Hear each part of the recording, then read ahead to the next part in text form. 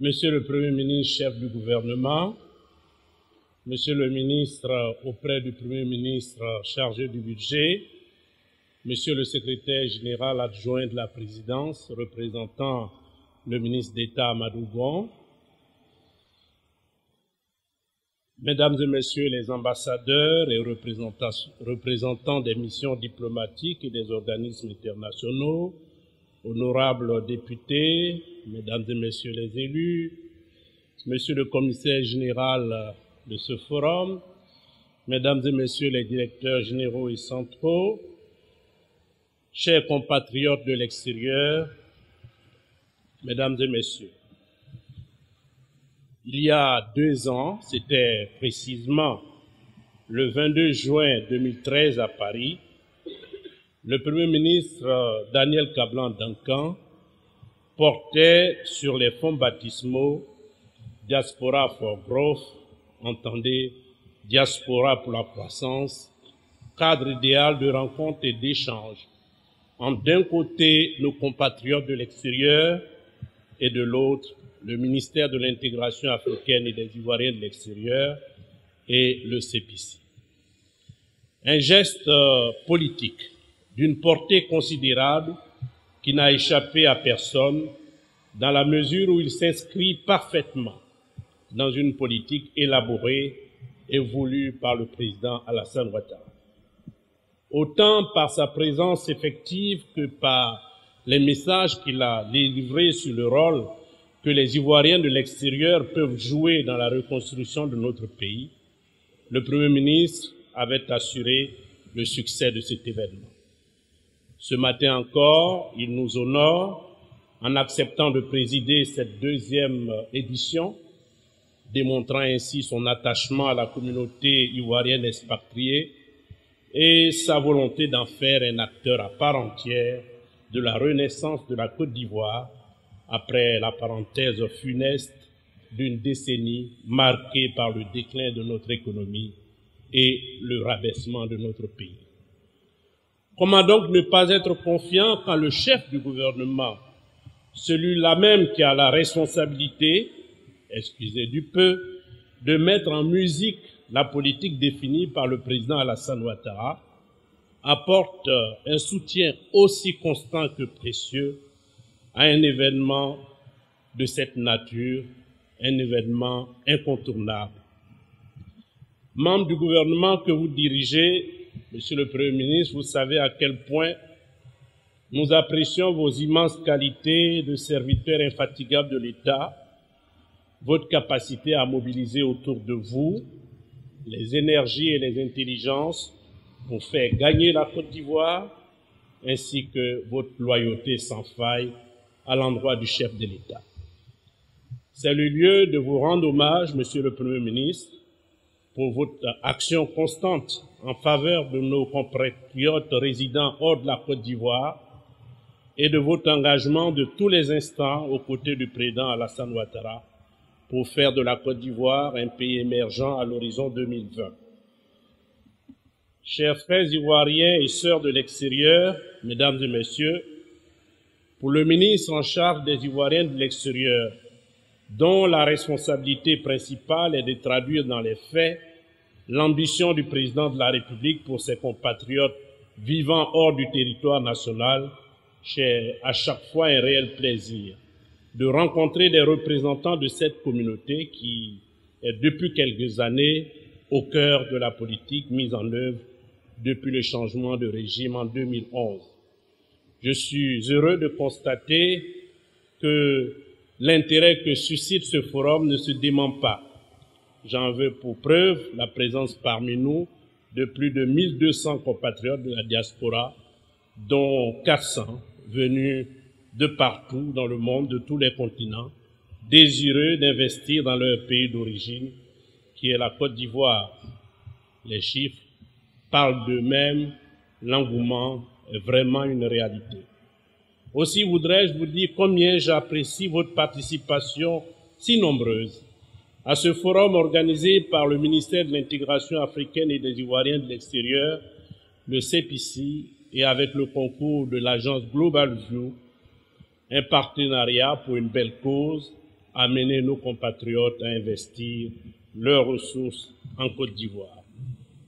Nous avons un autre motif de satisfaction, le fait que plusieurs sociétés ont accepté d'associer leur nom à ce rendez-vous important. Je tiens à les saluer pour leur implication. Tout comme j'adresse mes chaleureuses félicitations au commissaire général de ce forum, le directeur général du CEPICI et à son équipe, au directeur général des Ivoiriens de l'extérieur et à ses collaborateurs. Ils n'ont ménagé aucun effort pour que cette rencontre tienne toutes ses promesses. Comme en 2013, ils ont pu compter dans cette belle entreprise sur la compétence et l'expertise de Mme Koumba Diokane, présidente de l'agence Conseil Global Vue.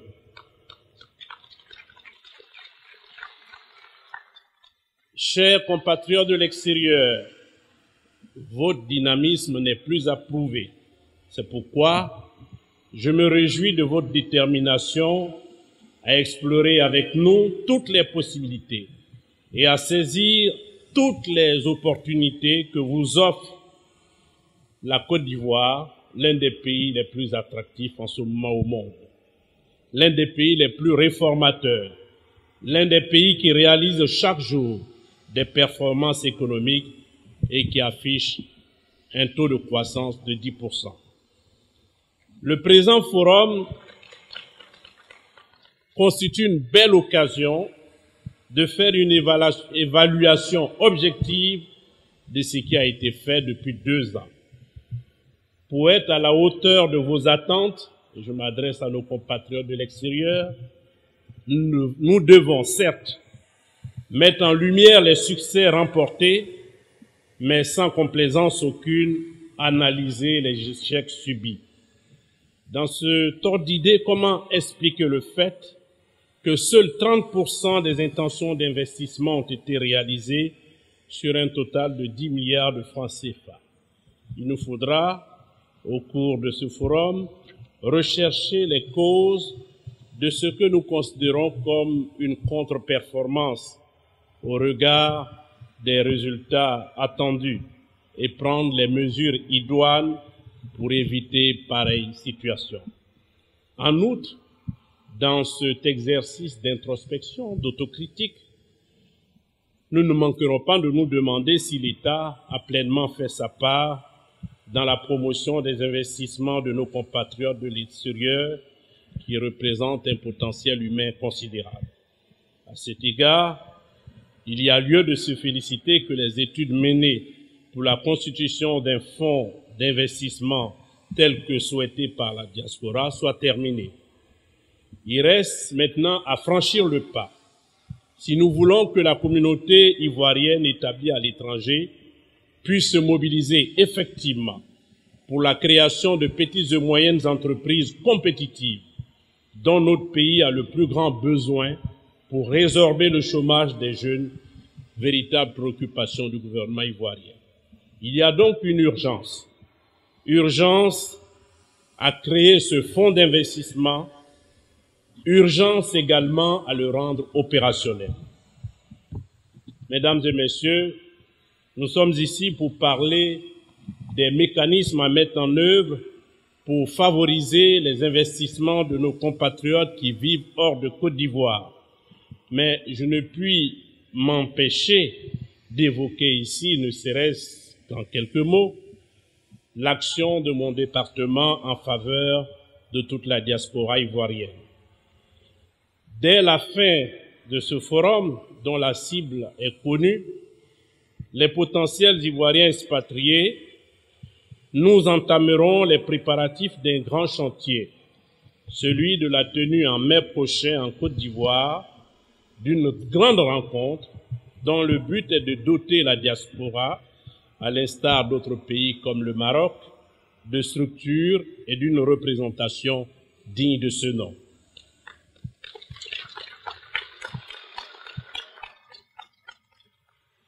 Bien évidemment, vous serez pleinement associés à cette tâche essentielle. Avant même que vous prononciez sur le type de représentation que vous souhaitez, vous les Ivoiriens de l'extérieur. Le président de la République a nommé très récemment des Ivoiriens de l'extérieur au Conseil économique et social. Nous ne pouvons que saluer ce geste du président de la République qui sait anticiper chaque fois sur vos désirs. Mes chers compatriotes de l'extérieur, comme chacun le sait, l'année 2015 est une année cruciale pour nous, puisque c'est en octobre 2015 qu'aura lieu la prochaine élection présidentielle.